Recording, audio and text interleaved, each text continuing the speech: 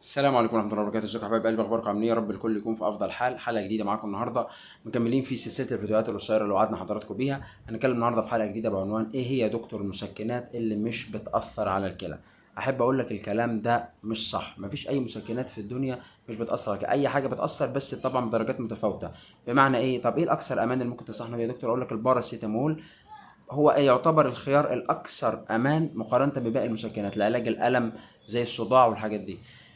بس ما تقدرش انك انت تقول مش بيأثر. اي مسكن لازم كتره بيأثر على الكلى. طيب، ايه ممكن الحاجات اللي هي في الباراسيتامول؟ الباراسيتامول من عيوبه ان هو عنده مستوى عالي شويه من الصوديوم. فانت لازم تخلي بالك كويس جدا انك انت ايه ما تزودش من اي مسكنات وما تاخدش اي مسكنات من دماغك وخلاص. لازم تحاول ليه تستشير الدكتور عشان يديك على حسب حالتك الصحيه. دي كانت حلقه النهارده، اشوفكم الحلقه الجايه. السلام عليكم ورحمه الله وبركاته.